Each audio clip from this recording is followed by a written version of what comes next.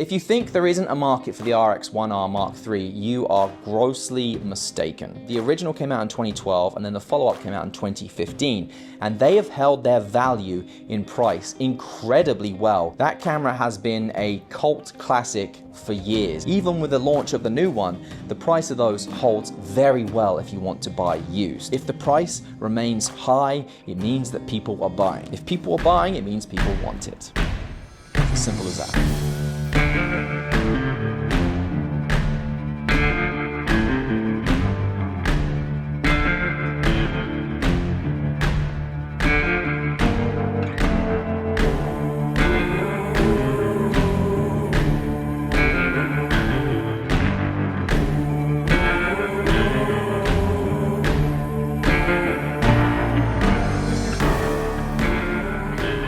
So here's the problem. When a new camera comes out, the negativity just goes straight to the top of everyone's feed. Everyone sees all this negative stuff about anything and everyone loves to jump on negativity. It silences the voices of the people that actually are interested in buying that camera that just came out. The ones who get it. And getting it is a lot to do with this camera. And if you don't get it, that's okay, it's not for you. But that doesn't mean you need to go on the internet and just type everything bad about something that is purely a spec-driven opinion. And when it comes to this kind of camera, you can't just compare spec for spec. That's not how it works. Leica makes a $10,000, they actually make a more expensive one than $10,000, digital manual focus camera. There is no autofocus on that thing, and it doesn't even come with a lens. Same people are saying all these negative things will look at that camera if they knew about it, because a lot of people don't know about it. Like, doesn't post the same way everyone else does. And they'd say that is a crazy number, that no one would ever buy that camera. Meanwhile, a lot of people are buying that camera. If you don't get it, it's not for you. Now, I'm not here to take sides with the Sony RX1R Mark III. I'm not buying one. I couldn't care less if you buy one. People click on these videos and watch these videos to get a general broad opinion from a bunch of people that they listen to, trust, whatever, to make an informed buying decision. This camera is a direct competitor to the Leica Q3-43. I own one of those. I've had it for nearly a year, so this is a somewhat informed opinion, in my opinion. Before we go further, I don't want to discredit the fact that this camera is somewhat highly priced, and we will talk about that in a little bit. Just because you don't want it doesn't mean that others don't. It's a tool for some, and it's a toy, albeit a luxury toy, for others. For some, it's just purely a weekend car that they drive for the experience that it gives them, that their other tools don't give them. Not every camera has to be about utility. Sometimes it's just the joy and the experience that it brings you when you use it. You have to get that. You have to understand that. If you're looking for the most features per dollar, this is not the camera for you. But if you care about a camera that gives you a feeling when you use it, when you don't want to carry big cameras with you everywhere, but you still want to go out and take photos for the enjoyment of taking photos, you couldn't care less about specs, this is who that camera is aimed at. Maybe someone that has a Sony camera already and is potentially looking at a Leica camera for the fun aspects. I'm not sure if it can directly compete with Leica, and we'll talk about it in another video, but that's kind of who this camera is for. Now, the first thing that hit me when I took it out of the box and started shooting with it was just how small it really is. And you hear everybody say this, but you really don't understand quite how small it is. It's so much smaller than the Leica Q3-43. But because of the way it was designed and the grip, the feeling of it, it never really felt like it was too small.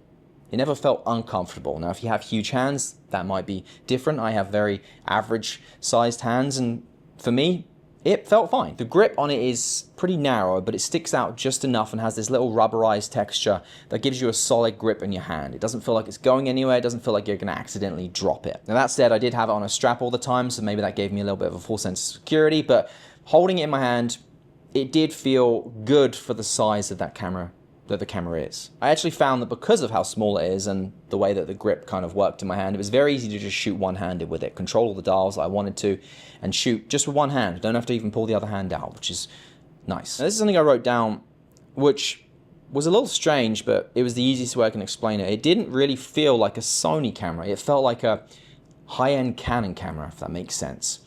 Don't know why, but I've owned Canon cameras in the past, and that's what it felt like. Now, while this is Sony's latest and greatest autofocus, we're using a lens that is close to 10 years old, and the accuracy of it wasn't always hitting. That lens isn't optimized for Sony's autofocus algorithms and motors in 2025. It's not like Sony's newer glass where it's hitting the eye every single time, almost like 99%, close to 100% accuracy. There were times where it would go under the eye, above the eye, middle of the eye, and then times where it'd hit. I would say we're probably at like a 7 out of 10, 70% hit rate. That's not bad, but it's definitely something you need to be aware of if you're buying this camera to shoot a lot of portraits. That being said, you're probably still going to get one that you can use. Just know that it's not as accurate as any newer Sony glass. So the shutter on this is actually surprisingly nice. Now, because it's an older lens, you won't be able to hear it here, but when you depress the shutter, there is a vibration you feel across the entire camera. Like even with my hand right here, I can feel the vibration of the lens focusing, which you'd think sounds like a bad thing, but it's actually kind of tactile and gives you some feedback that it is focusing, which is really nice. And then when you push the shutter, it just takes a picture. There's no delay there or anything like that, like some people have reported. It feels good to take a photo with it. It doesn't really feel like a Sony camera, if I'm honest, when you're taking a photo with it. And up here, you can see you can screw in there a soft shutter if you wanted to add that to the experience. Now that all said, turn on time, menus, button responsiveness is exactly what you'd expect from any 2025, 2024, 2023 Sony camera. It's snappy, it's very fast, which compared to something like a Leica Q3 which very much makes you slow down. It's not the fastest camera to turn on and flick through the menus. It's a stark contrast. With the RX1R III, you can react and respond with a photo immediately. With the Q3 you are slowing down to take that photo, and it kind of puts you in this different mindset of taking photos. If you're shooting fast-paced scenes or everyday moments that happen in the blink of an eye, like fast, the Sony is where you're probably gonna be leaning more towards, whereas if you want to be intentional and slow down, less spray and pray, a Leica camera will make more sense for you. That's not to say that you can't slow down and be intentional with a Sony, it's just the way it feels when you use it, it doesn't feel the same. And that might be what we cover more in the Leica versus Sony, or Leica Q3 versus Sony RX1R III video when I do that. The C1 button straight out of the box is set to control your cropping, which has been done correctly compared to Leica's method. When you crop in, the frame that you see is the image that you're getting, opposed to a little box within the frame. And you have to imagine what the contents of that box is going to look like after you've taken it. That's how Leica does it. Sony, when you crop in 1, 2, 3 times, what you see is what you get. The C2 button is nicely placed, easy to change to whatever you want to change. I had it set actually to aspect ratios, but I did also play about with having the picture profiles and the film looks.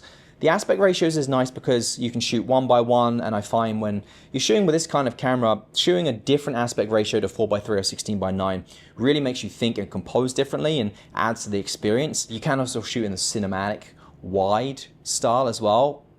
It doesn't apply the crop to the camera, but you can add the display markers, which I talked about and referenced in this video up here. That little feature hasn't been on every single camera that came out since it was first implemented.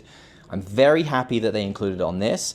I would still love to be able to actually crop in that method in camera though, which you can't actually do. You have to do it in post after the fact. There's a lot of people out there that think adding that lens on there, this lens on there, was a complete wrong choice. I somewhat disagree. Part of what makes this camera is the experience, and you don't want a clinical image straight out of the camera. This older lens has a little bit of character and a little bit of soul to it. It has imperfections, which you can see in the images. Some people are going to say that's ridiculous, but those are the people that don't get this camera. They don't understand it. They're never going to buy it. You have to appreciate this for what it is, and it's a camera that needs to have a lens like that on it. So the creative looks, which is Sony's take on film styles, is still not able to, or you're still not able to put a LUT into the camera and bake your own look straight into the JPEG. So they brought out some new colors, creative looks. they call creative looks or creative styles? I wrote down here creative styles, but it may be creative looks. But they did a really good job with the new ones here. It's the best Sony color I've ever seen by far when we're talking about baking a JPEG in here. And I really think they took a lot of inspiration from some Fujifilm simulations. I'm not going to say directly which ones, but if you know, you know. They're desaturated in a good way. They've done an excellent job with the greens. Grass for me is one of the worst things to photo and video. I just hate the way that grass and even blue sky sometimes looks, but they've made the tones of both those colors very, very subtle and nice, very pleasing to the eye if you're just baking that look in with the JPEGs.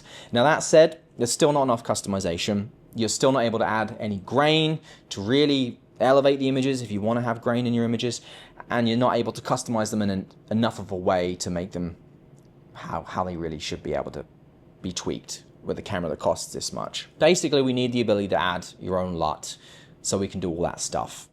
Okay, the screen. The screen doesn't move at all. The screen doesn't flip at all.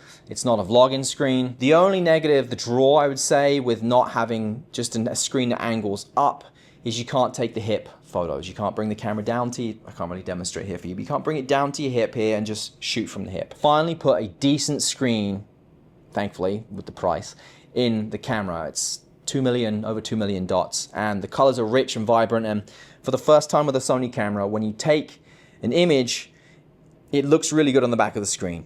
Typically speaking with Sony cameras, they don't have the best panels in there. You look at the images and they look very unflattering versus when you take the same image with like a Canon camera or a Lumix camera or a Fuji camera. The panel in this is much better, and it really adds to the experience of when you're shooting with this camera. Let's just keep these panels. Whatever's in that one, in this, let's keep that moving forward, Sony. Okay, agreed? The EVF, it's not the best. It is a very poor experience compared to the Leica Q343. It's a very small EVF and it's not enjoyable to use. That little magnetic or clip-on EVF really like ruins the complete aesthetic of the camera. I don't know how else they would have changed it, made the EVF bigger, but yeah, the experience of shooting with the EVF is definitely not the best. You're probably going to be using the screen. It's one of those things that you're going to need to use when you really need to, if it's really, really bright outside. That said, the screen is very viewable in daylight, but if you've got really, really harsh sunlight and you need to take a peek through that EVF, then you can, but you're not going to have fun doing it. If you're shooting in bright daylight, wide open at f2, it's going to be overexposed. There's no way around it. You need an ND in there, which the X100 did. So you could shoot wide open.